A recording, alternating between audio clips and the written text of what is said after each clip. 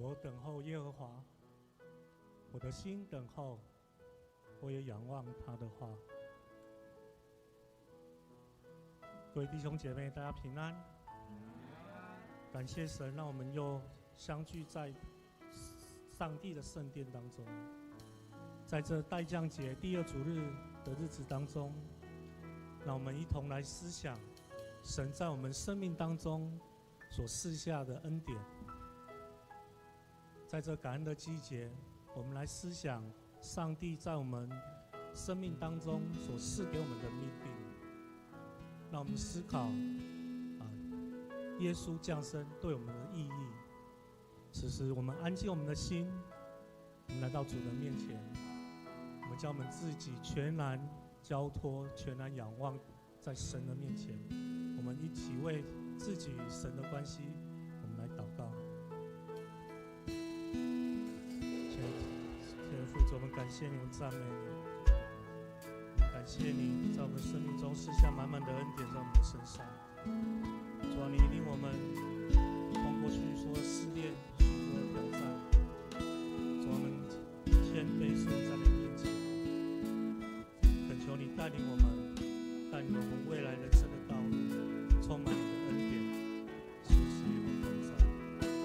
我们将我们全人全心交托仰望，我们将一切献上我们的感谢。我们这样祷告奉靠主耶稣的圣名，阿们。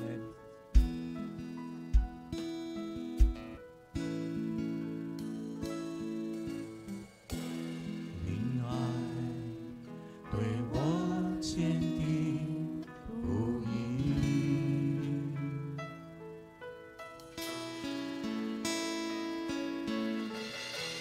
感谢你恩典和怜悯，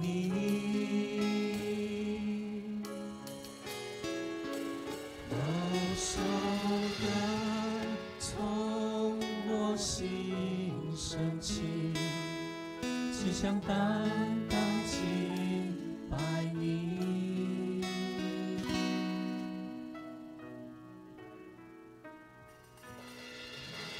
耶稣，我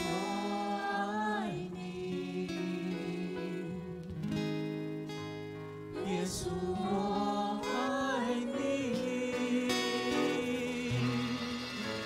走过人生四季，你爱永不止息。耶稣，我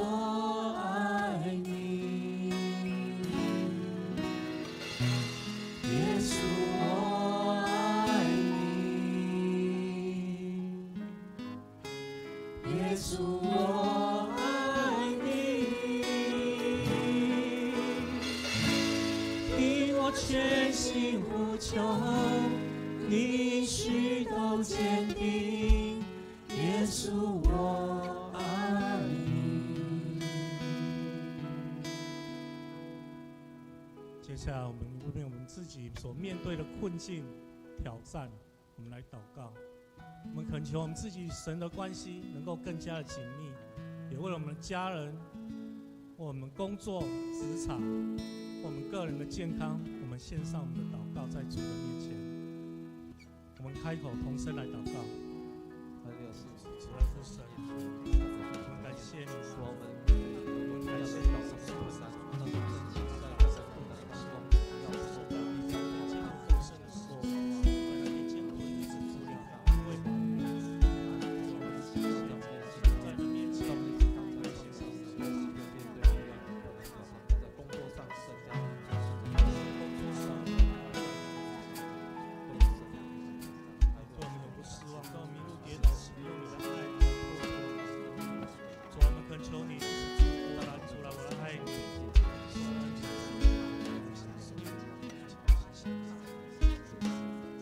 主耶稣，当我数算你行在我身上的恩典，我就欢喜大声要来感谢赞美你。你是带我进入生命丰盛的神，主啊，在那些艰困辛苦的日子当中，是你的保护安慰，让我们平安经历一切的挑战与试炼。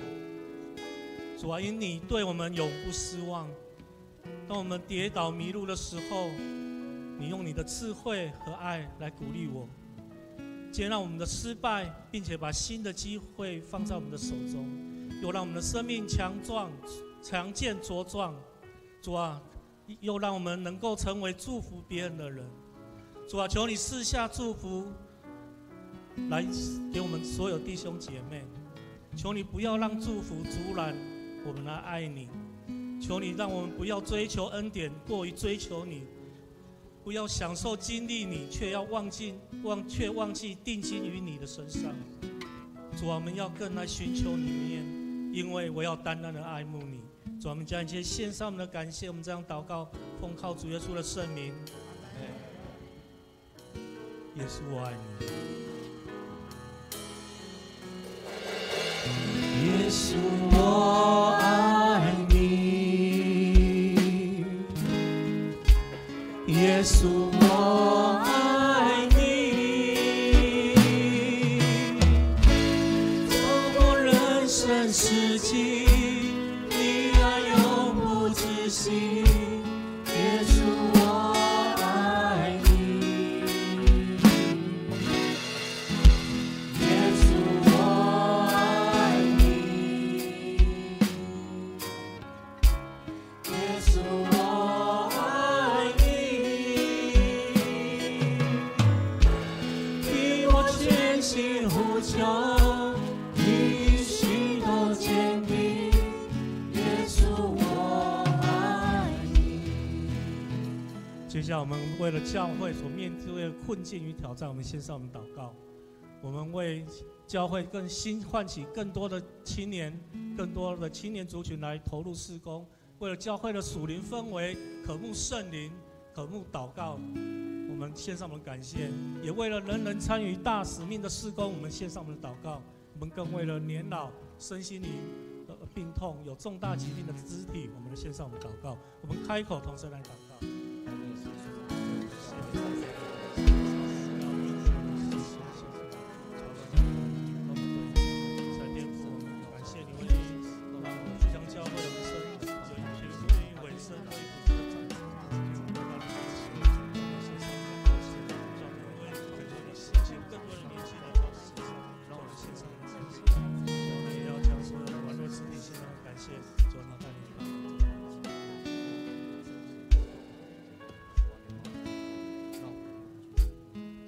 接下来，我们为了今日的主日礼拜献上我们祷告。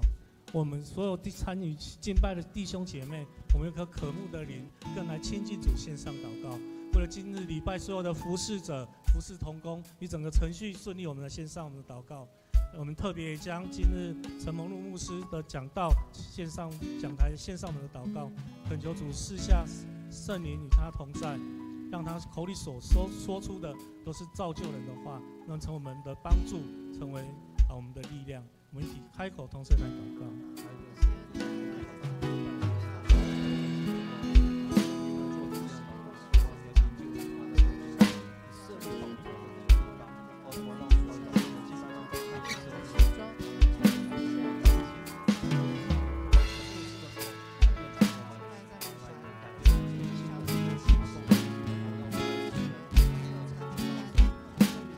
天父，我们感谢你，赞美你。我们感谢你差派夏牧师、谢牧师一起赶到我们当中，来点我们复兴的火。主啊，我们感谢你拣选一群愿意委身、乐意服侍的长子同工，来完成所有的事工。主啊，我们恳求你施恩赐福在他们身上。主啊，我们要恳求你兴起更多的年轻人来投入我们教会所有的事工。主啊，你来兴起他们，让他们成为教会的中坚分子，让我们的富强永远来有一个更新的灵命在我们当中。主啊，我们也将今日的主日礼拜交托仰望。主啊，恳求你让我们所有弟兄姐妹有一颗渴慕的灵。主啊，你打开他们属灵的耳朵，让他来听见你的话语，让你的话语在他们的生命中能够得到造就。我们感谢你，赞美你。我们也特别将今日的服事、今日所有程序交托仰望。主啊，在所有的服事当中，主你都看重。主啊，你让他们在服事当中体验你圣灵你经历的美好，让他们在服事当中越服事越甘甜，越服事越得力。主啊，我们也将今日陈牧师的讲道交托仰望。主啊，你圣灵与他同在。主啊，你让他口里所说出的都是从你那来的话语，让我们听的与说的一样得到造就。我们将一些献上我们的感谢，我们这样祷告奉靠主耶稣圣名，阿们。耶稣我爱你，耶稣我爱你，耶稣我爱你，走过人生四季，你爱永不止息，耶稣我爱你，耶稣我爱你，耶稣我爱你，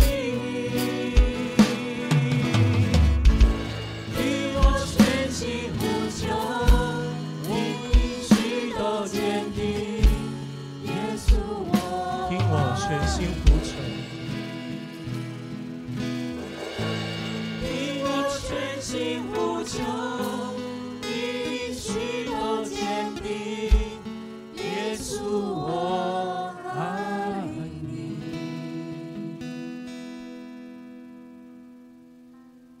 主耶稣，我们要来依靠你，我们要来信靠你，因为我们唯独来依靠你，你让我们的生命得到更新，你赎回我们的生命，你救赎了我们，因了宝血来洗净我们所有的罪过和软弱。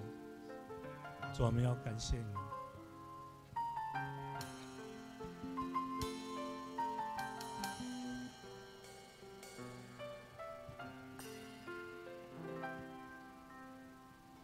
若非你流出宝血赎回我，我怎能有机会重新来过？看见我所有罪恶和软弱，你却用完全的爱接纳我。曾用世情远离过，但你心使人紧紧抓住我，学会放手，不再靠自己活，只夸耀你一切为我所做，唯独依靠你。唯独依靠你，无价的宝血，你出真实的我，多么不等价的平凡。唯独依靠你，唯独依靠你，成就永恒坚定不移的约，天涯海角你把我寻回，耶稣。此时邀请弟兄姐妹，我们一同站立，我们来主的面前，我们来唯独来依靠他。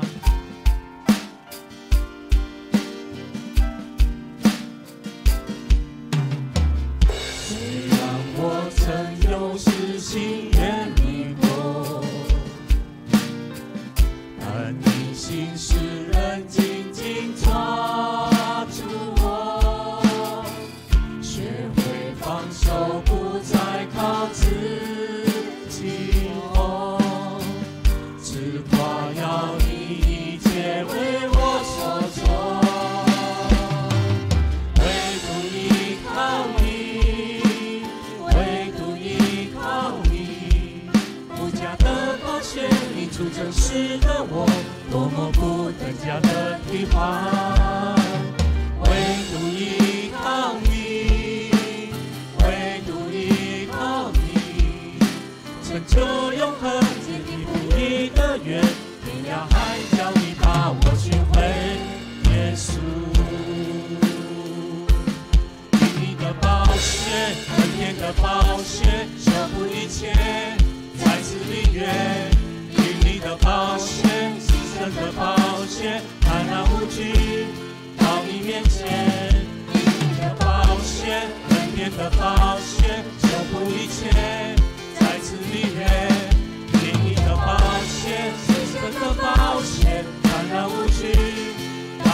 面前，不相似的爱来到破碎的我面前。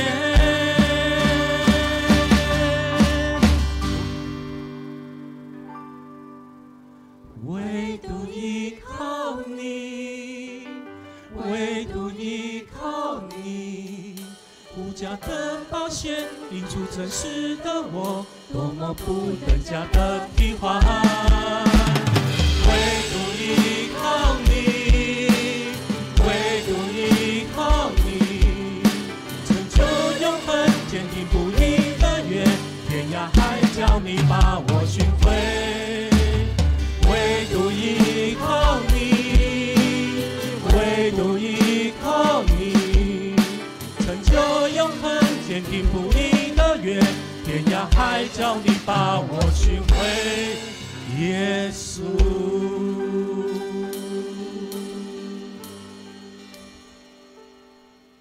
主，我们感谢你，主，我们感谢你，你是世界的光。在约翰福音1章5节说，光照在黑暗里，黑暗未曾胜过光。感谢主耶稣带我们出黑暗，进入你奇妙的光明中，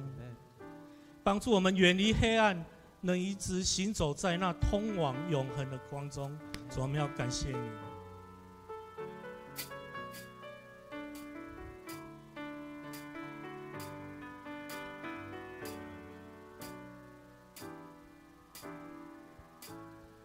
在你光中，我的见光，在你里面有丰盛盼望，荣耀荣耀荣耀荣耀圣洁大君王。在你光中，我的见光，在你里面有丰盛盼望，荣耀荣耀荣耀荣耀圣洁大君王。在你光中，我的见光，在你里面有丰盛盼望，荣耀荣耀荣耀荣耀圣洁大君王。荣耀耶稣耶稣耶稣主耶稣，欢迎你在我们中间。荣耀耶稣耶稣耶稣主耶稣，你是配得荣耀大君王。在你光中，我的见光，在你里面有丰盛盼望，荣耀荣耀荣耀荣耀圣洁大君王。在你的光中，在你光中，我的见光，在你里面有丰盛盼望，荣耀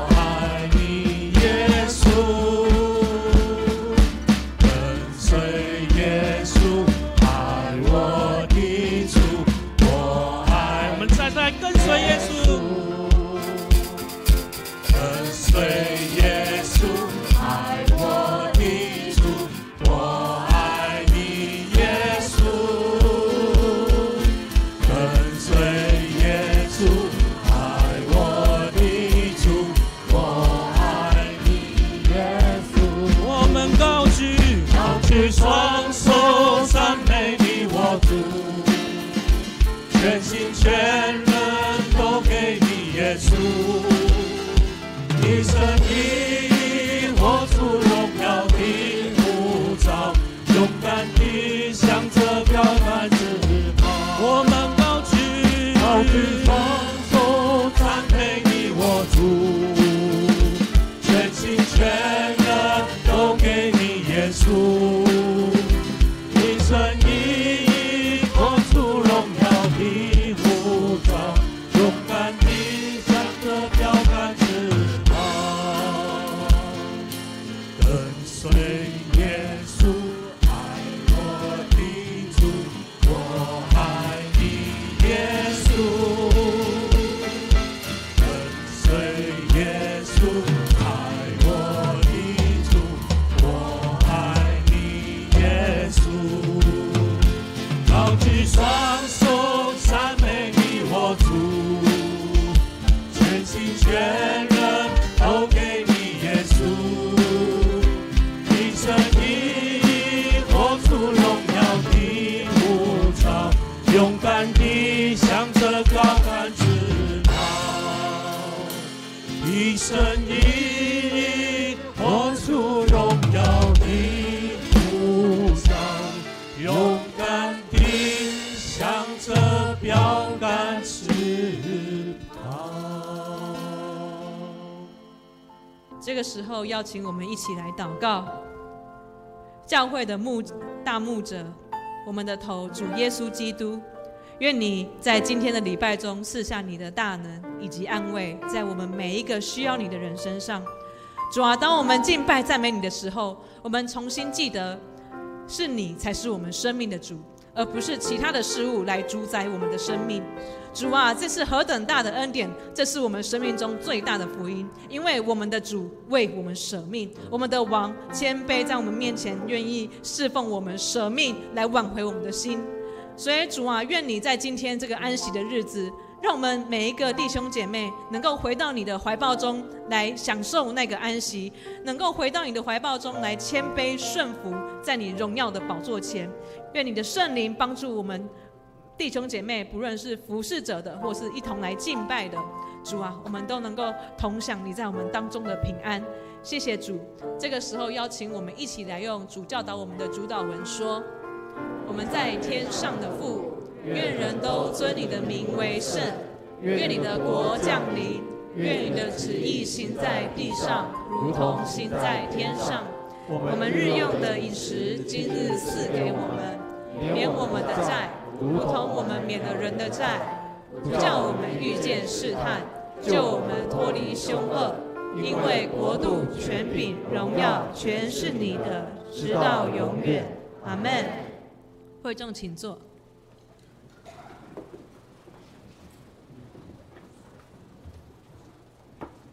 恭硕上帝的话，圣经记载马可福音第11章12到第14节，20到24节，我们一起来念。第二天，他从伯大尼回城，在路上，耶稣饿了。他看见前面不远的地方有一棵无花果树，长满了叶子，就走过去，想看看树上有没有果子。他看了树前，只看见叶子，因为那时候不是结无花果的季节。耶稣对着那棵树说：“从今以后，不再会有人吃你的果子。”他的门徒都听见了话。第二天一早，耶稣和门徒又从那条路经过，看见那棵无花果树连根都枯死了。彼得记起这事的经过，对耶稣说：“老师，你看，你的咒诅无花果树都枯死了。”耶稣回答他们：“对上帝要有信心。我郑重告诉你们，你们若对这座山说：起来，投到海里去，只要心里不疑惑，确信所说的一定实现，这事要为你们实现。你们祷告，无论求什么，相信是得着，就会得着你们所求的。”献诗，我们请坚人小组献诗，呼求你的怜悯。献诗完后，我们请陈明路牧师来做证道。证道的题目是无花果树为何枯干。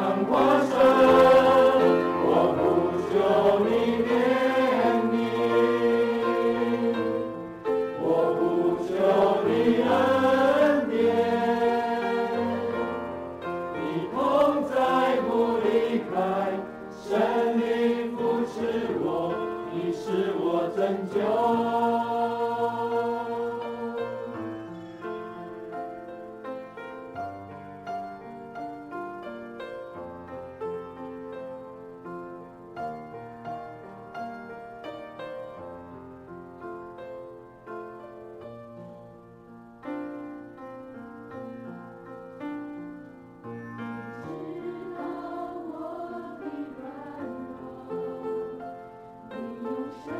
命的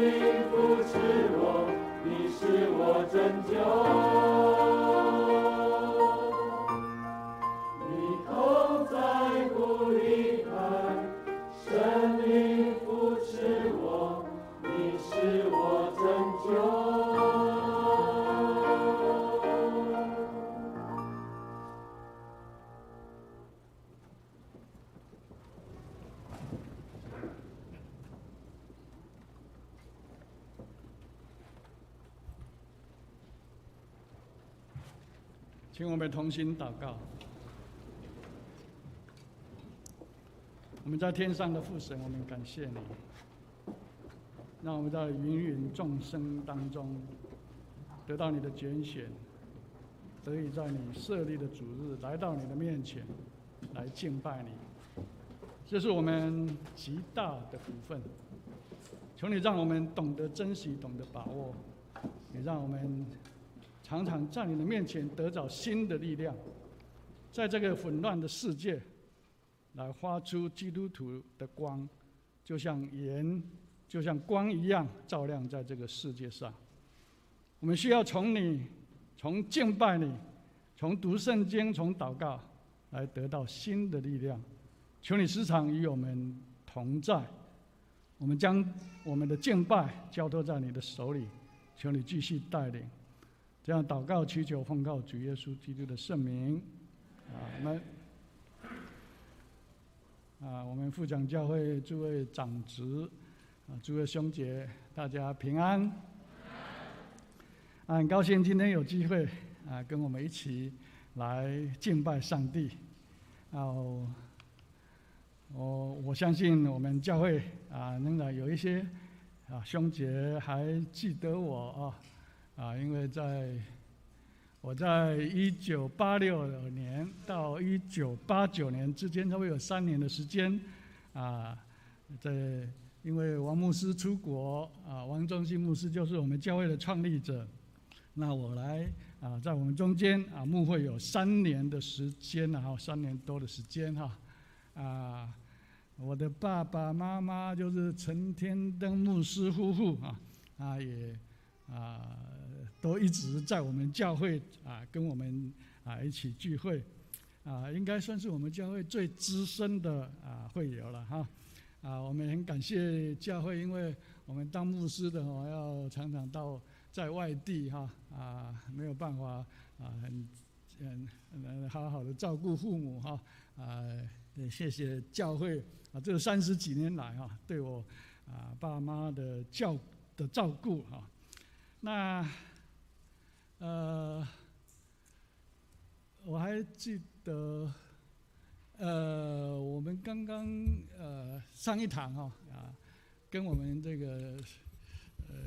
圣歌队都能够唱出非常好听的这个音乐这个圣歌我想起差不多11年前我在新和教会就任的时候，还有4年前在正宗教会就任的时候，都得到我们教会圣歌队去为我唱祝歌非常的棒让我记忆犹深了愿上帝来赐福大家这30几年前那时候跟教会的兄姐一起打拼有许多美丽的回忆留在我们的脑海里那我记得我的大女儿陈义玲她也就是在我们在富强教会牧会的时候她出生的了那现在已经30几岁就是住在澳洲了我另外有2个双胞胎的儿子这些就省略不讲了那我记得当时候我们的青年非常活跃有一阵子聚会人数曾经达到50几个人了那时候30几年前跟我们现在是不一样，我们今天已经是不可同日而语了我们的规模已经非常大了很多可是当时候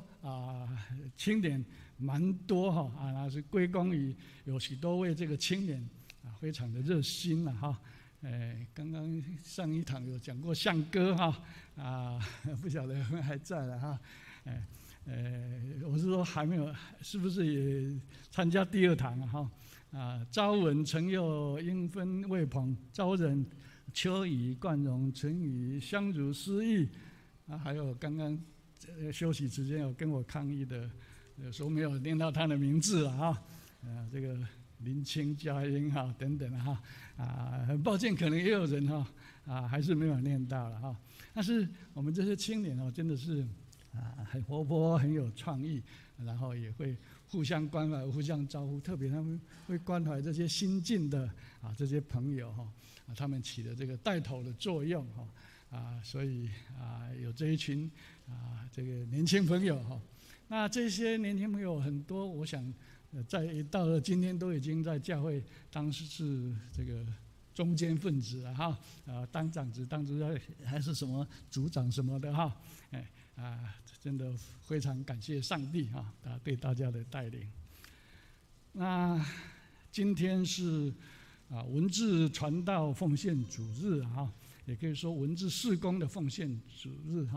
那直接说就是请我们来一起来关怀台湾教会公报社那我想与其由我来讲不如看他们所提供的影片他们来解释他们的事工让我们可以比较清楚的了解。所以我们这时候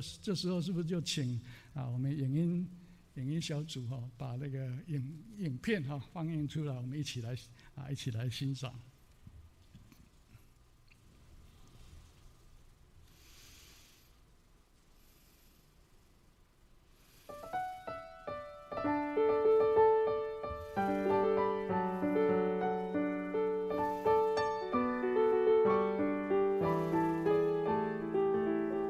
讲到台湾教会公报社，真侪人第一个想到的，就是巴克勒牧师。但是事实上，一个报社的成立，无可能靠一个人就会当来完成。亲像台湾教会公报社，即卖有咧出版的，包括一个台湾教会公报、更新周刊、新安宫的读经手册、少年新安宫的读经手册、亲子报，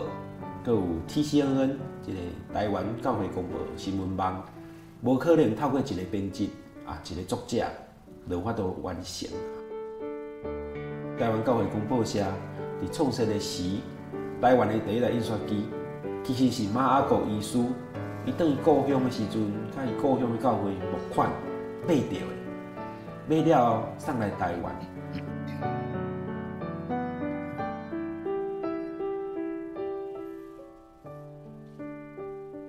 其中有一个真重要的同工，就是甘伟林牧师。那伊除了这个参与到报纸的编辑以外，伊嘛有去足侪所在宣教的。伊阁有去到荷兰这个所在来查考台湾伫荷兰时代的历史，因为伊发现，伊来到台湾进前，就有荷兰的宣教师有来过，这些资料拢收伫荷兰的图书馆内底。伊就去遐甲这个物件翻译做英文。一直到即马，咱若是伫台湾想要研究荷兰时代的历史，拢无法度跳过甘伟林牧师。伊阁有一个真重要的事工，就是伊看见青米人的需要，伊创设一个特殊教育的学校，互这青米人会当学到会当过生活的技术。一直到即马台湾的特殊教育界，甲甘伟林看做是台湾这个特殊教育的开拓者。今年嘛，拄好是甘伟林牧师过身100周年，台湾教会公报社嘛有足侪活动是要来纪念这个代志。比如讲美工的音乐会啦，阁有平湖宣教的旅行。那年底时阵，阮阁有一个历史小说的写作比赛。圣经顶面记载讲，耶稣对迄个目睭无看的盲人讲：“去啊！你的神救了你啦！”真感谢主，互台湾教会公报社所做的文字事工，就是望会当帮助咱这个世代所有的人，拢因为得到福音，无搁再是心灵上的盲人。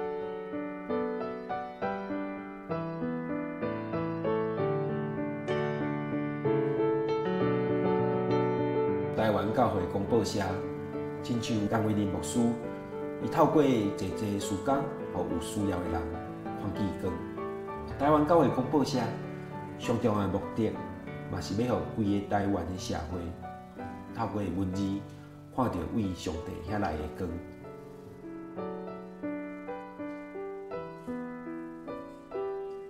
也真感谢咱所有兄弟姊妹，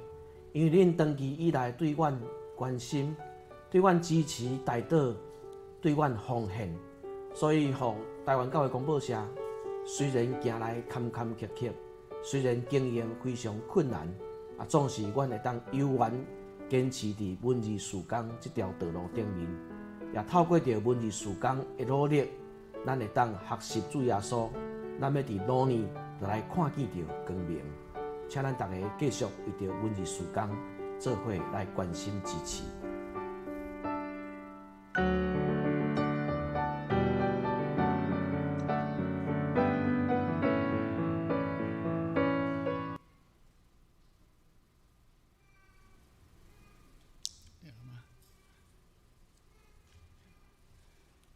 好，安尼咱影片看到这个所在吼，就是互咱会当来加减了解吼，这个台湾教会公报社到底为着台湾教会咧做啥物代志啦吼？那逐礼拜有咧看这个教会公报吼，知影讲这份报纸吼，甲其他的报纸无共款吼，报道真济吼，咱对别位所看袂到的吼，无论伫信仰的顶悬吼。甚至伫这个这个社会政治的关怀吼，这拢是对这个报纸咱会当看到吼，教会公报吼，总是伊是免钱的啦吼，就是安尼无收报费吼，总是都爱靠咱的奉献吼，伫遐来支持。咱知影教会公报社吼，实在讲要经营真无简单啦吼，真辛苦吼。无论如何，咱也重视这个文字工作吼，文字对这个咱的教会吼，对福音的影响吼，毋望咱会当来关心大道吼。特别咱知影讲，咱所咧读的圣经吼，嘛是用文字小写出来。咱若讲安尼用讲的吼，讲落就过啊吼，拢是文字会当流传吼。安尼几千年、几万年啦吼，互咱安尼无论伫什么时代，拢会当来看到遮的文字吼，特别是咧福音的文字第一帮助咱的信仰，或者还未信的人，也会当借着即个文字来得到福音吼。所以伫遮搁一遍甲咱请求吼。对不起一时忘了哈，因为这是国语堂啦哈，刚刚讲台语，讲了到就继续用台语来讲哈，不好意思哈，我刚刚讲的大家听得懂吗？可以了哈，那我就不重复了就请大家关心这个台湾教会公报社的事工了哈，这个是让大家这个玩了笑一笑好，那我们今天就来思考一段很特别的记事哈我们今天早上有看到所读到的这一段圣经嘛这一段记事哈我不晓得我们在看这个在读这一段圣经的时候，你心里怎么想你怎么想？我想很多人会蛮纳闷的啦，对不对？不晓得你心里是不是有点纳闷哈？为什么主耶稣会咒诅这一棵无花果树，导致他后来怎样枯干了哈？我不晓得，大家怎么想当我们读到这个圣经像类似这种记载的时候，我们是不是有时候会觉得说，连主耶稣有时候也很怎么样？好像很无理很无理啦很无理为什么他会这样做我们会觉得看不懂、不了解甚至没有办法接受只是因为你这个信耶稣的缘故啦不好意思说耶稣你真无理呢耶稣你很没有道理呢我们不好意思这样讲那我们今天就这个事件我们来一起来思考第一点我们说这个无辜的无花果树就是这个无花果树无辜这是一个惊叹表示对于这一种无辜是一个肯定那其实我们会觉得说这个记载不合理这个马可福音11章13节我们看到这所描写的主耶稣看到一棵无花果树树上有叶子就往那里去或者在树上可以找着什么，而到了树下竟然找不着什么只有叶子因为这一句话很关键是怎样？不是收无花果的时候嘛，那就是说不是它的时不是它结果子的时候当然就怎样没有果子嘛。其实我们看各种果树按照按时结果子是这种这样的情形是被称许的我们看诗篇第1章第1篇第3节在讲到说义人他怎么样？像一棵树栽在溪水旁，是按时结果子嘛叶子不枯干，他所有的尽都顺利按时结果子 ，good 是赞是对的，是好的是被称许的。所以，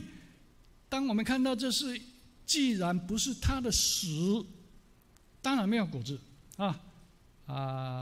没有果子，你在树上这些无花果树，你怎么去找？怎么找都找不到嘛。当然找不到果子，我们是不会去称赞他啦。说你现在没有果子但是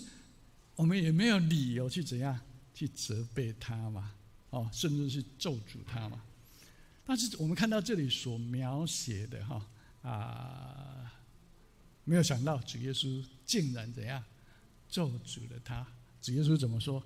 从今以后，有没有人要吃你的果子？这个咒诅是怎么样？你今天这个以后，你没有必要再活下去了啦。你活下去，反正你都没果子嘛。所以这是这个咒诅后来来产生了一个很严重的后果。所以我们看到在20节早晨就是隔天他们从那里经过，看见无花果树连根都枯干了连根都枯干了，就是彻底的已经连叶子都变色，然后也可以看到那个树干树根都怎么样，都枯干了。那这里我们会觉得说，这到底是谁的错？是谁的错？是无花果树的错吗？还是耶稣的错？是谁的错？如果无花果树没有错，那么耶稣是怎样？不应该咒诅他吗？不应该咒诅他。如果无花果树没有错，耶稣却咒诅了他，那么我们就会觉得说，好像是耶稣错了耶稣错了。如果耶稣错了，如果耶稣在失忆的情况下来做这种错误的事，那我们会怀疑说，那他怎么能够称为是上帝的独生子？他怎么又能够成为我们的救主呢？所以当我们在读这一段经文的记载的时候，当我们往这个方面去思考的时候，我们会发现怎样？我们陷入了一个两难的地步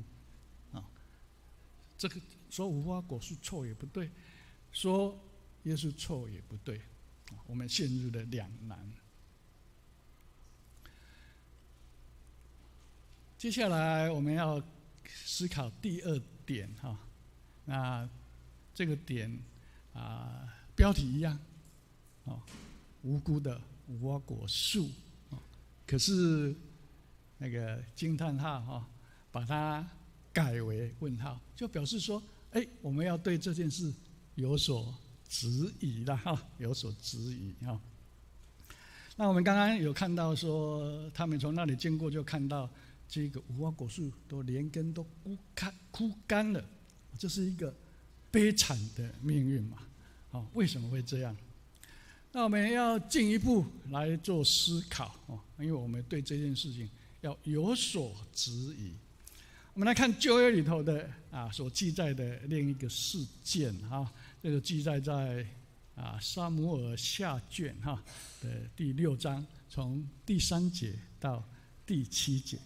这边也记录了一个事件很重要的是，这个事件是跟约柜有关系的约柜这个约柜代表着上帝在那个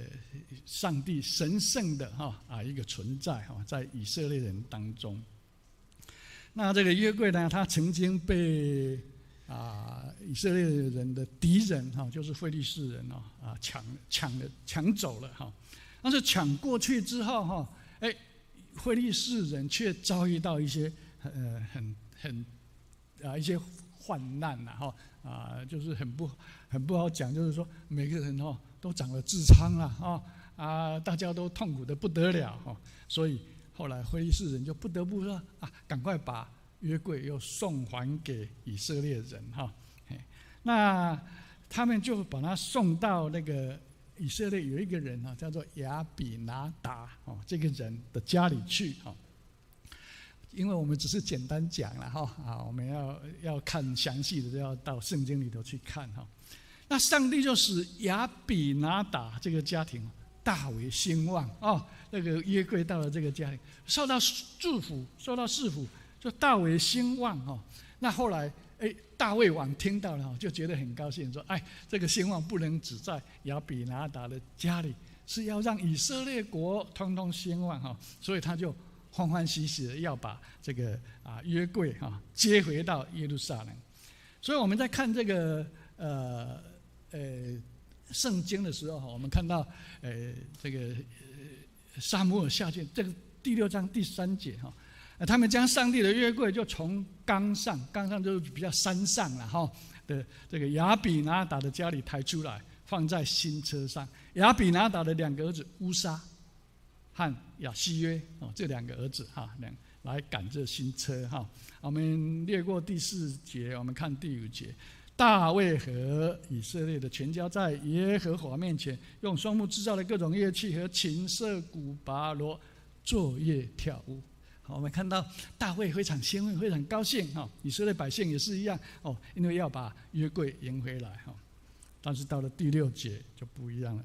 到了拿更的禾场，因为牛失前蹄就惊跳了这时候因为一失的前蹄就怎样，这车子就倾斜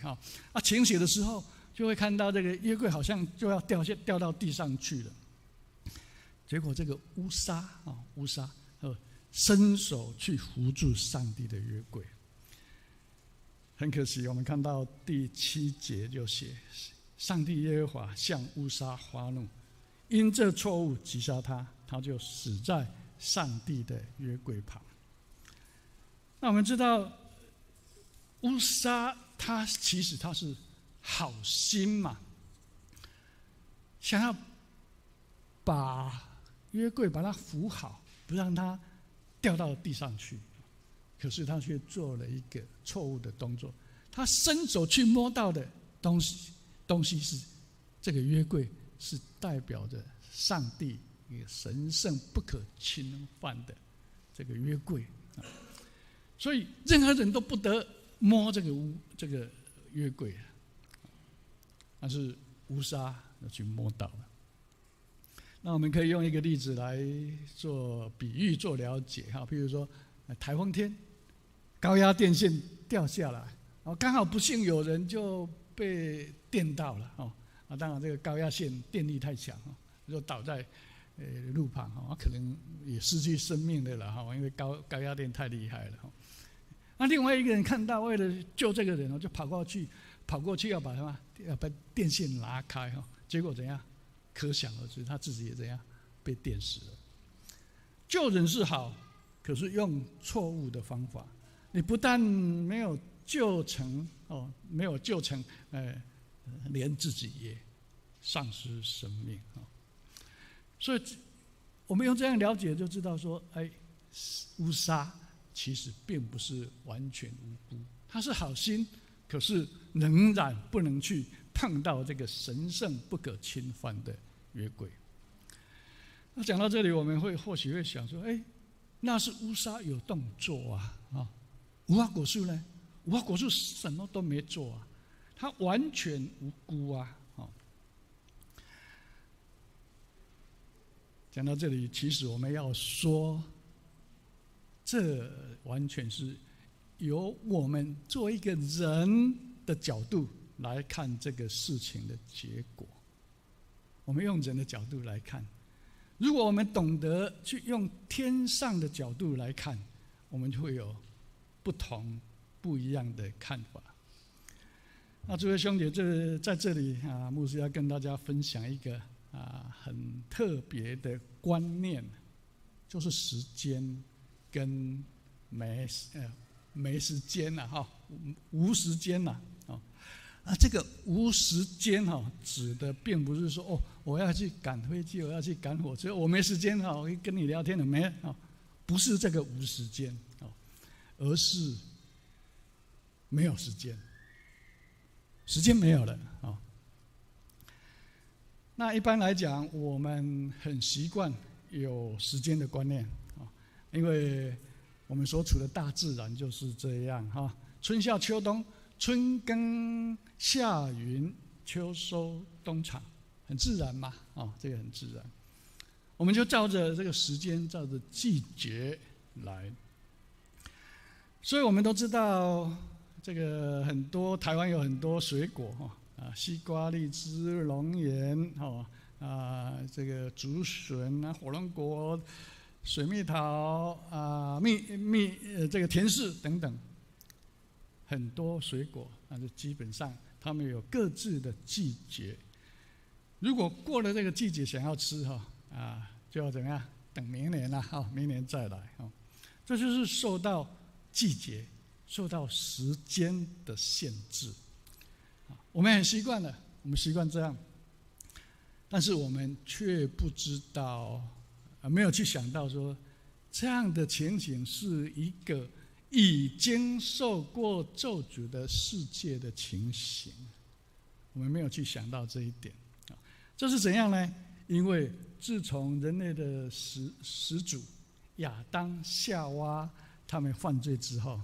我们回到看到这个创世纪第3章17节、18节上帝对亚当说：你既听从妻子的话，吃了我所吩咐你不可吃那树上的果子，就是分别善恶的果子地必为你的缘故怎样受咒诅，地受咒诅，你必终身劳苦，才能从地里得吃的。18节他说：地必给你长出荆棘和棘藜来，你也要吃田间的蔬菜等等了所以这是一个咒诅，人遭受这个咒诅，地也遭受咒诅，所以这个咒诅就怎样一直延续下来，到保罗时代还是有主耶稣时代当然有到今天这个咒诅仍然存在。好，我们来看一下这个保罗对这个情形是怎样解释的这个罗马书第8章19节开始那讲到这个19节受造之物受造之物就包含人类、动物、植物一切这些受造之物切望等候上帝的种植显出来。20节，因为怎样？受造之物浮在虚空之下，不是自己愿意，乃是因那叫他如此的就是意思是说，有一个让他变成浮在虚空之下，其实就是受咒诅。21节，但受造之物仍然指望脱离败坏的辖制他被辖制了，他希望能够脱离这个辖制，来得享上帝儿女自由的荣耀然后我们看到22节我们知道一切受造之物一同叹息劳苦直到如今所以我们看到这个保罗对这个世界上对这个世界他有这样的描写，所以受造之物他们都在败坏的辖制之下，可是又在指望切切的指望能够脱离这个败坏的辖制。那我们可以这么说啦，就是因为亚当夏娃人类的犯罪，就来影响连带，使得万物受连累，然后就变了样，就不是原来那个样子所以我们要知道说，我们目前所居住的地方，我们所眼看见的这个大自然界，虽然有一些地方仍然非常美丽、非常漂亮，可是它已经不是原来的样子，它已经变了样了，因为被败坏所辖制。那我们会想说不然那个没有受咒诅的世界是怎么样子的呢？我们简单的举一个例子，就是伊甸园我们想到伊甸园伊甸乐园，就知道这是一个没有败坏、没有受咒诅的世界。那么牧师要跟大家分享的就是，在伊甸园里是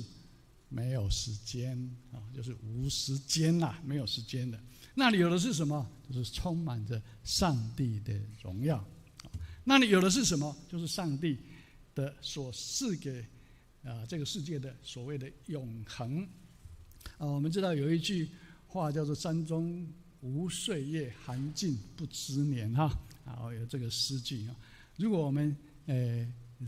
用这句话，我们稍微可以了解什么叫做这个在都市里头，我们会觉得时间过得好像很匆促很快可是我们一到山里头去哇，马上心情就放轻松就这个非常的舒服不用那么匆促所以这一句话让我们稍稍了解说一个永恒的状态是怎样但是我们要看一下我们要跟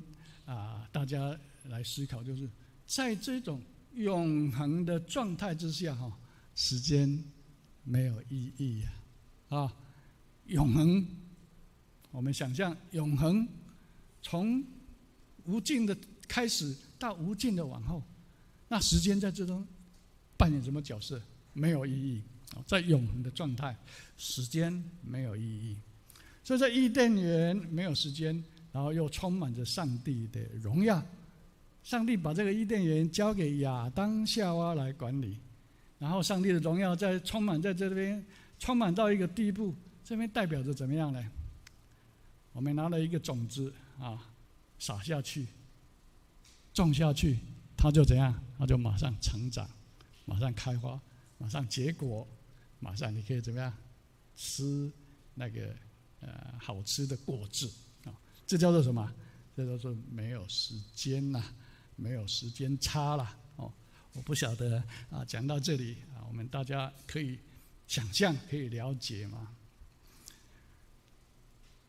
在这里我再举个例跟大家分享我们知道酒吧，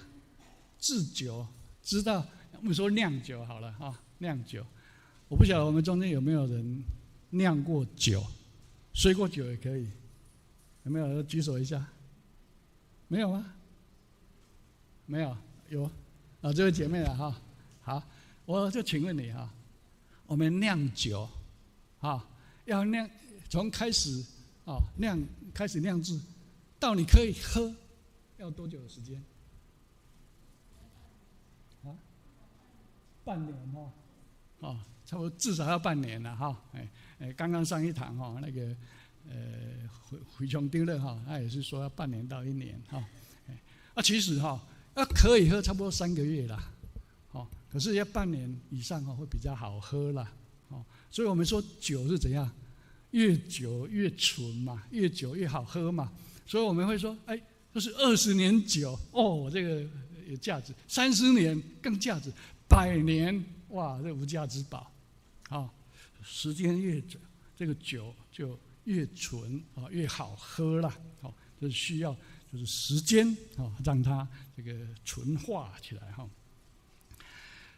酒越陈越香那可是我们现在我们要再来思考另外一个一个事件我不晓得我们大家在读圣经的时候有没有注意到，圣经里头有记载主耶稣曾经在一个小镇来行过一个神迹，这个小镇叫做迦拿迦拿。那这个主耶稣所做的这个神迹是什么呢？就是把水变成酒嘛把水。那这是怎么样呢？因为这是在一个以色列人的一个婚宴当中以色列人的婚宴大概要1个礼拜7天啦那他主人当然要供应吃的喝的包括酒之类的可能已经渐渐到了这个婚宴的尾声，突然发现说就是酒没了，没酒可以供应给客人这对主人来讲是怎么样？很失颜面的事情啦我非常的没面子所以他们的人就去跟耶稣的妈妈，就是玛利亚，跟玛利亚说我们简单带过了玛利亚又跟耶稣说耶稣本来好像是拒绝可是后来他就吩咐那些仆人吩咐怎么样呢？你会把水就是打水，把它这个放进那个门口的那个石瓮里头因为以色列人他们都有这个习惯，就是从外头进来都要洗手洗脚，这种动作所以门口都放很多水那个石瓮都装水可能那时候石瓮就是空的了就主耶稣吩咐说把水倒到石瓮里头去这时候呢发生什么事情呢？水一倒到石瓮就怎么样？马上瞬间变成什么？变成酒变成酒然后他们就把这个酒拿去给那个管筵席的来尝试了所以我们看到这个约翰福音第2章第9节那边写到说，那个管筵席的就尝了就是尝了那个水变成的酒并不知道是哪里来的，只有舀水的用人知道。管筵席的便叫新郎来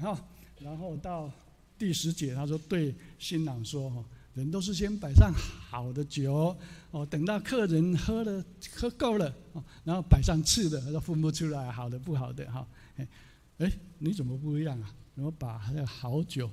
留到现在才拿出来各位兄姐在这里跟大家分享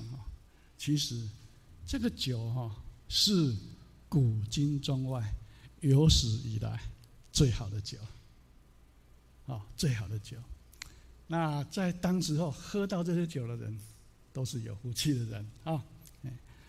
我怎么讲呢？我们说那个管筵席的如果拿起来一尝一喝如果差不了多少好一点点，他会不会去叫那个新郎来说这个你现在才把好酒拿出来，差一点点没差嘛。那个管筵席的就是怎样，尝了那个酒眼睛就一亮，这个酒这么好喝，他才会去叫那个新郎来嘛他们怎么把好酒留到现在所以主耶稣所变出来的酒就是全世界品质最好的酒但是我们现在要讲的不是这个重点不是在这里我们要讲的是另外一个方面因为永恒时间就是掌握在主耶稣的手里，所以在主耶稣的手里没有时间差了没有时间差，只有永恒，没有时间所以这个在这种情形下，我们人就不会被时间把我们拘束住。在这种情形下，水才会怎样？瞬间变成酒嘛不用6个月嘛，不用1年嘛，马上就变成酒。所以在荣耀的天国在伊甸园都一样每一种果树都可以随时结出它的果子来。所以我们以后有机会到天国去的时候哈，如果你看到一棵树很美丽想说我很想吃这个果子，你就对那个树说树啊，我想要吃你的果子。那树上没有果子哈，就会怎样？马上结出一个果子来怎么样？来给你吃啊！这就是在伊甸园里，在天堂里，因为在树。在这种状态，结果子给我们吃，这是他的任务。所以我们这个启示录21章第1节、第2节有记录到天使指示这个约翰在城里中有一道生命水的河，明亮如水晶，从上帝和羔羊的宝座流出来。在第2节，在河道的这边那边有生命树，结12样果子。每月都结果子等等那说到这里，我们就稍微去了解牧师在跟大家分享什么叫做没有时间、无时间，没有那个时间差。如果你用这样的了解的时候，那代表我们开始可以用这个天上的眼光来看，不再是只是用人的眼光来看这个世界。所以在这个地方，我们话说回头当主耶稣来到这一棵无花果树的面前，看到只有叶子没有果子，然后找也找不到果子。我们要说，其实对这一棵无花果树来讲，这是它一个最佳的时机了。我们不是在罗马书不是有看到吗？受造之物怎么样？切望，要等候上帝的种子显出来。这个主耶稣是上帝的种子的首生之子嘛。上帝的种子显出来。21节，但受造之物仍然指望脱离败坏的辖制，来得享上帝儿女自由的荣耀。这受造之物是怎样？在那边等候啊，切望等候啊。那等候的时候，这个主耶稣已经来到他的面前了，而且在要找果子吃了不是你的最佳时机吗？水都可以在瞬间来变成酒，为何你无花果树这一棵无花果树，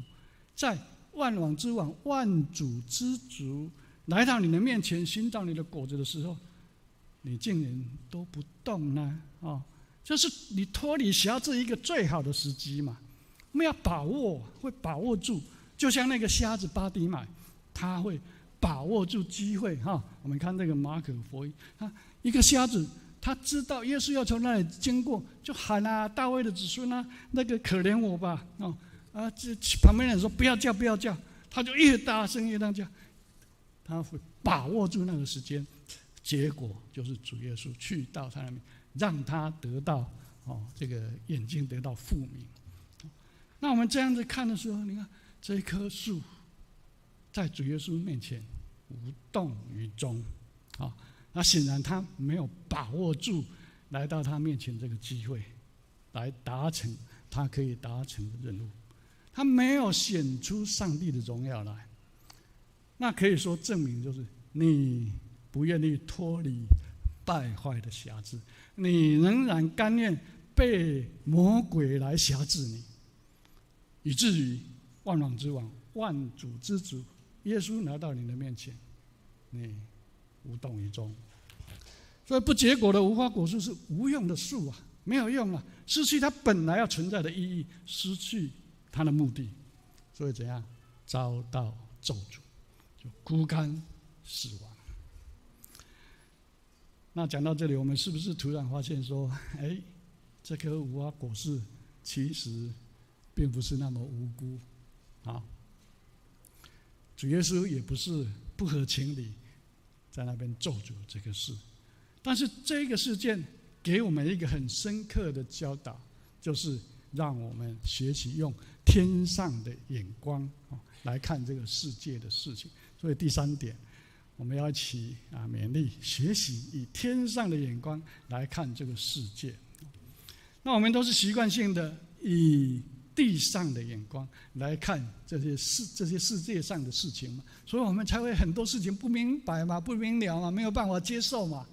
因为我们都用地上的眼光，所以我们要学习进到天上的眼光来看这个世界的事情。那我们会发现说，其实在圣经里头有许多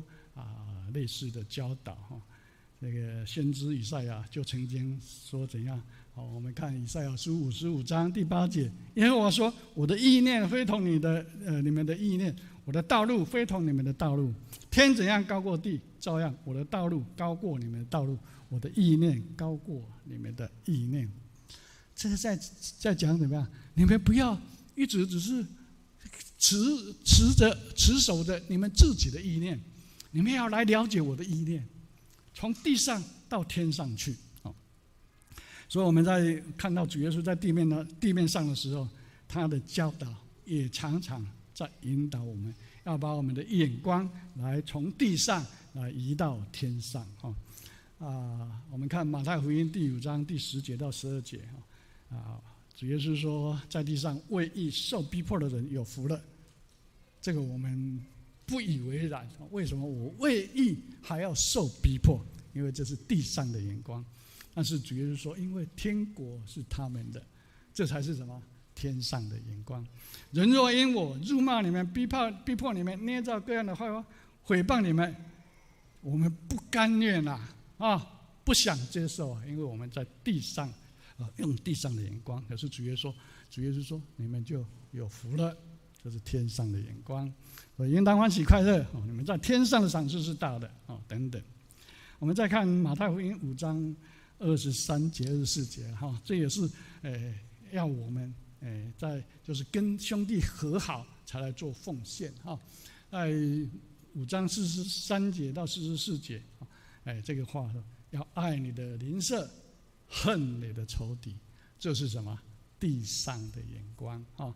恨你的仇敌。可是主耶稣说，我告诉你们，要爱你们的仇敌，为那逼迫你们的祷告。天上地上不一样。马太福音6章19节，在那边这个经节告诉我们，不要为自己积攒钱财在地上，地上有虫咬，能消化，也有贼挖窟窿来偷。这是地上的地上的眼光。我们要看20节，要积攒财宝在哪里？在天上。天上没有虫子，没有不会锈坏，也没有这个贼挖窟窿来偷。这就是天上跟地上的差别。我有一位同学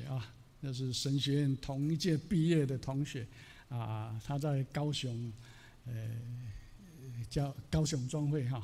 牧会，他叫做陈建岳牧师我不晓得是不是，因为他也蛮有名的可能我们周中有人认识他那我跟大家讲的这个例子是我就是有一次聚会当中他自己讲出来的啦他也不是在炫耀自己啦但是他就是这样说跟我们做一个勉励啦。他说他这个牧会的生涯一直到后来不晓得差不多要去右昌教会就任的时候，他刚好差不多存了人生的第一桶金这也不容易嘛。然后1桶金是100万那个时候他存有这些钱，然后就到右昌教会受聘去那边牧会。那右昌教会刚好要怎样？要建堂要建堂，当然就要花很多钱就要大家就是认捐的认献那陈牧师就怎样？100万就签下去了就奉献下去的了那知道的人有一些这个熟悉的人就很惊讶也为他可惜，怎么100万好不容易辛辛苦苦可是他说一句话，他说这个钱没有人能拿走没有人能抢走，没有人能抢走他这是什么？天上的眼光我们的奉献也是要有这样的心态最后我们用圣经的话来当一个勉励哈。哥罗西书第3章第1节，所以你们若与真理基督一同复活，就当求那在上面的事啊，那里有基督坐在上帝的右边。你们要思念上面的事，不要思念地上的树啊。那我们今天从这个无花果树为什么枯干来想这些事。我们看到这个世界很混乱，然后很多事情我们不明白、不清楚、不了解，有时候还埋怨上帝，因为我们常常都是用什么地上的眼光在看这个世界。所以我们今天借着这样我们来了解，我们尝试着用天上的眼光来看这个世界，你会觉得真的不一样你也会变得不一样。今天就用这个跟大家一起来勉励，愿上帝赐福大家。我们一起来祷告。天上的父，我们感谢你带领我们让我们成为一个基督徒。但是我们基督徒活在这个世界上，仍然会遭遇许多的困难甚至许多是我们没有办法理解的事，甚至无法接受的事。可是我们今天从这个无花果树它枯干的这个事件，让我们来得到一个学习，我们不要只是用地上的眼光来看这个世界的事情，我们乃是要学习用天上的眼光来看这些事情。当我们这样做的时候，我们会发现原来这个事情真的是不一样的我们感谢你，也求天父时常勉励我们，让我们时常以天上的眼光来看这个世界，来得到你的指导、指引引导，让我们得蒙赐福。这样祷告感谢，奉靠主耶稣基督的圣名，阿们。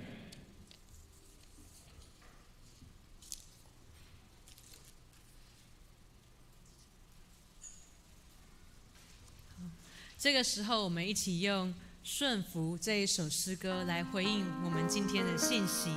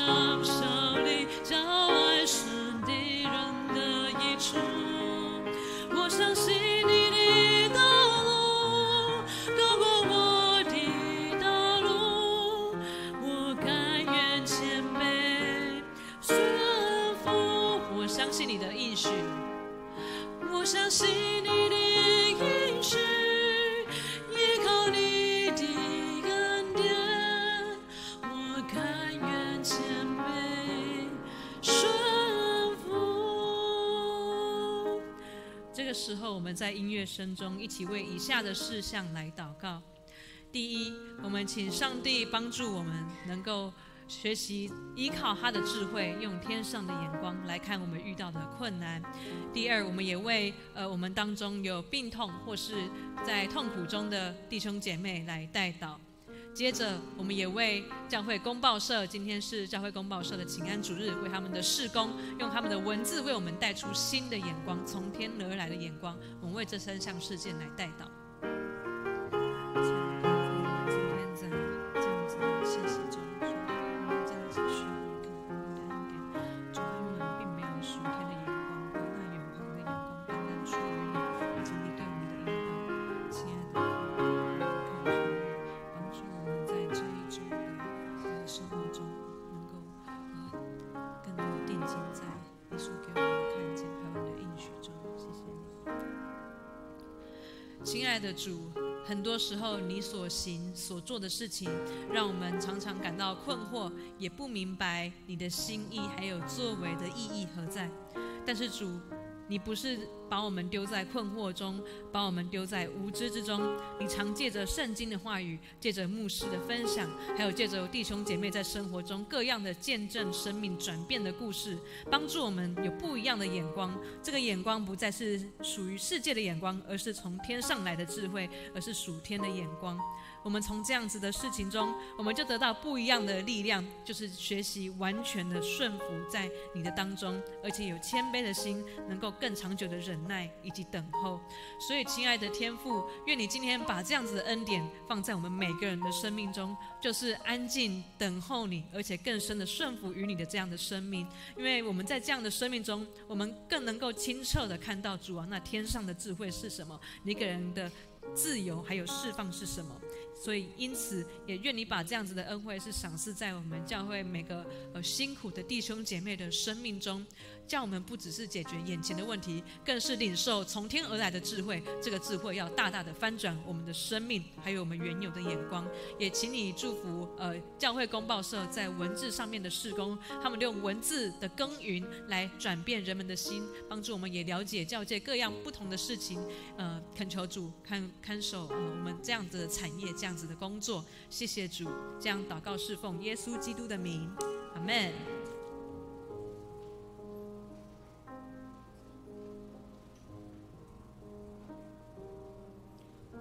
奉献，我们这时候一起来奉献。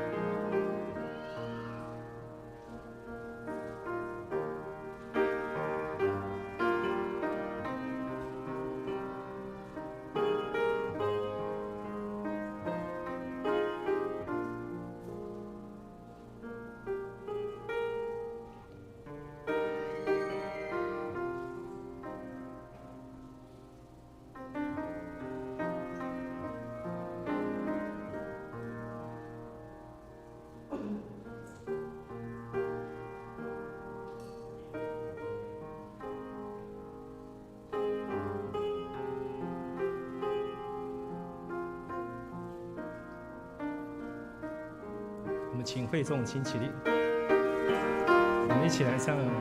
奉献诗歌《一生爱你》。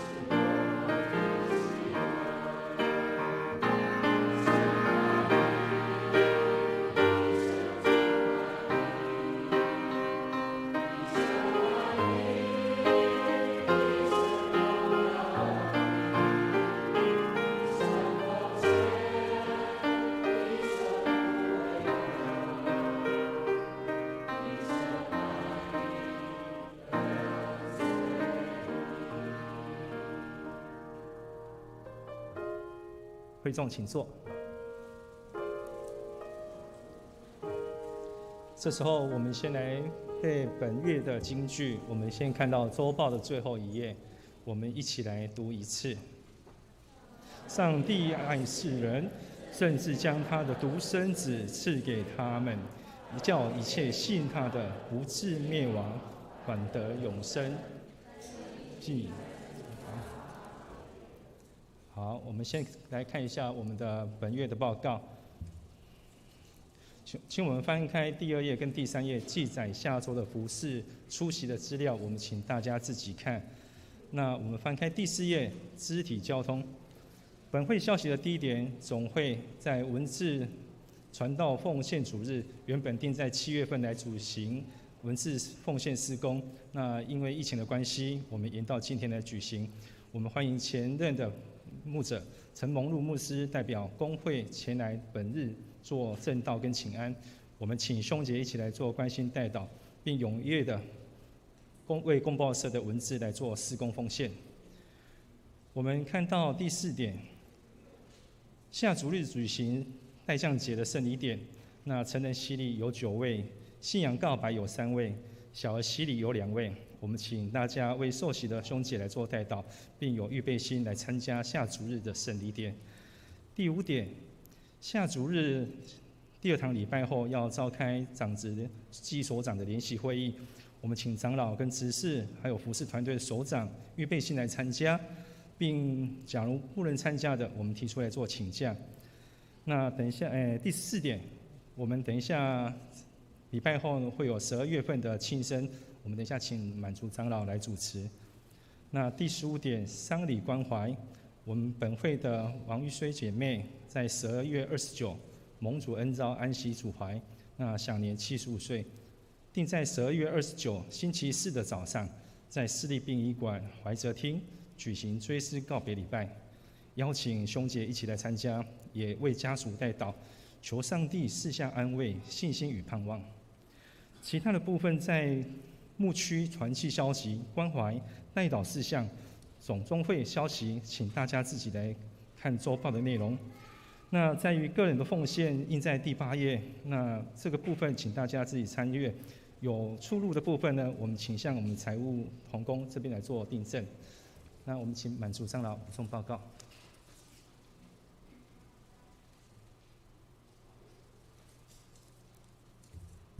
大家平安。我首先因为刚刚我们有一个新朋友，好像有时间上的压力哈。好，那我们就先来介绍她，王姿颖姐妹。好，请起立我们拍手。是静轩介绍来的，希望下个礼拜还能够看到这位姐妹今天我们非常高兴能够请到那个我们的陈蒙禄牧师还有牧师娘，我们也请他们起立拍手来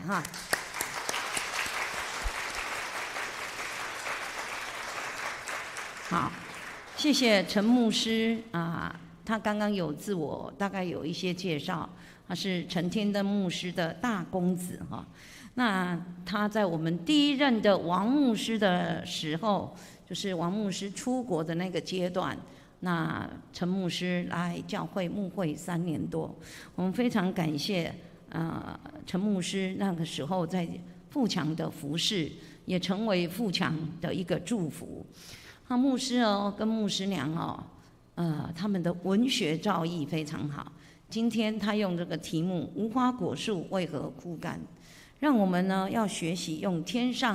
学习天上的眼光来看这个世界，让我们在属灵的光景上面，我们更开阔一点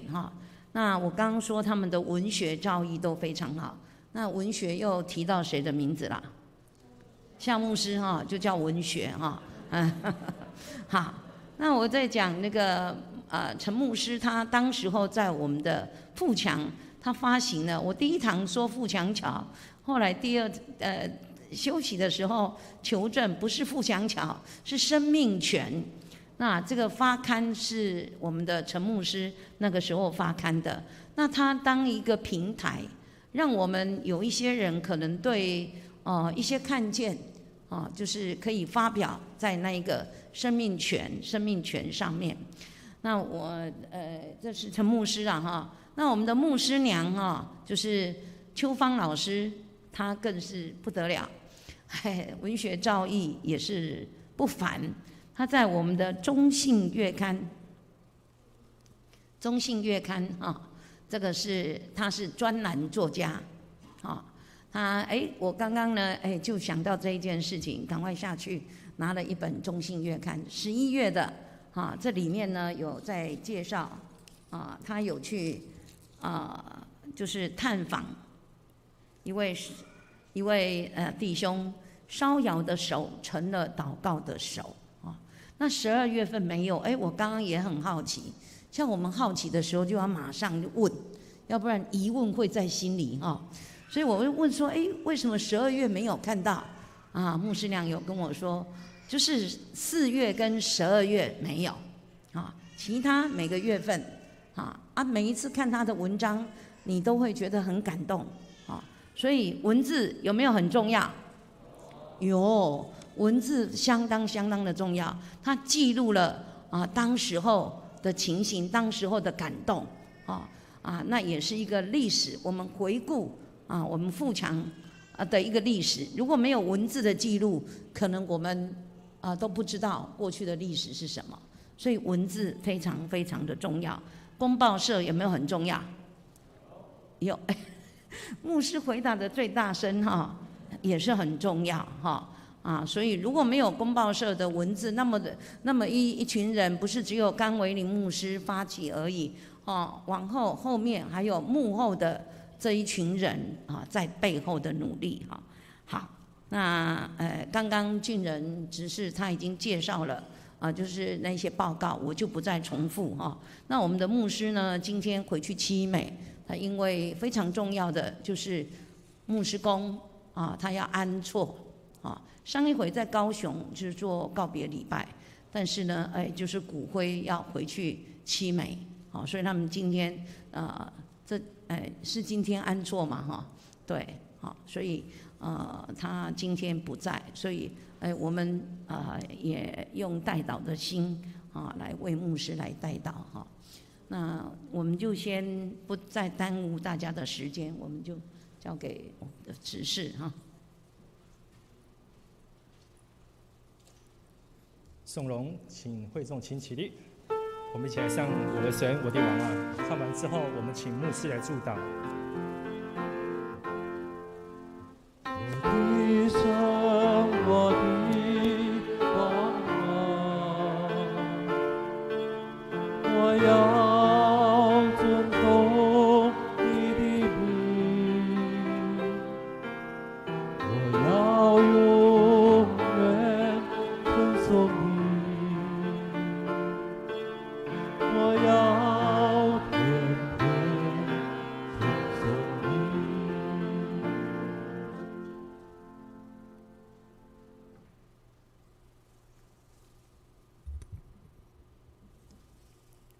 愿主耶稣基督丰丰富富的恩典，天父上帝无强无尽的疼痛，圣神上帝无时不刻的同在引带保护，甲咱每一人三甲地地，对这事到万世代无尽。阿门。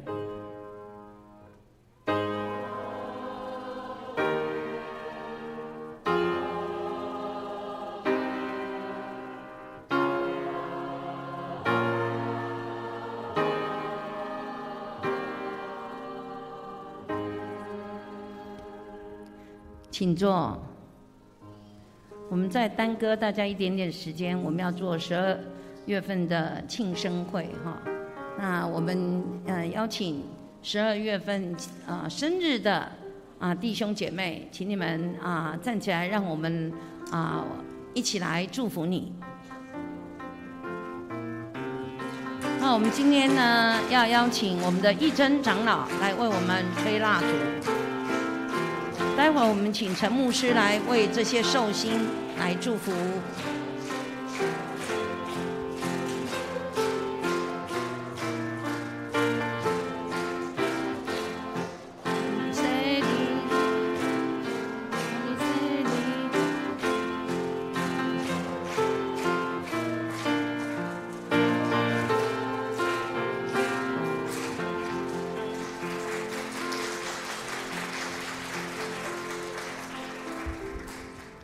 我们一起做个祷告。天父我们的上帝，我们深深感谢你，你创造了这个宇宙，创造了这个地球，你也创造了我们人类，让我们人类在这个地球上生生不息，一代接着一代，我们盼望每一代都能够荣耀你的圣名。我们感谢你，我们今天看到我们教会在12月份出生的兄弟姐妹，无论老的无论少的，都蒙你的赐福带领。我们从老一辈的人身上来看到你对他们一路上的带领，我们也看到这个年轻的一代，我们也知道上帝的恩典必定在他的身上，从年轻到年老都要有你的带领。我们也求天父让我们时常记得圣经的话，要在这个世界上做光做盐，尽一个基督徒的本分。我们相信天父上帝必定带领赐福，让我们每一位受星都得到最大的带领跟祝福，来荣耀上帝的圣名。我们这样祷告，感谢奉告主耶稣的圣名，阿们。好，我们今天的礼拜就到这里结束大家呢弟兄姐妹互相道安。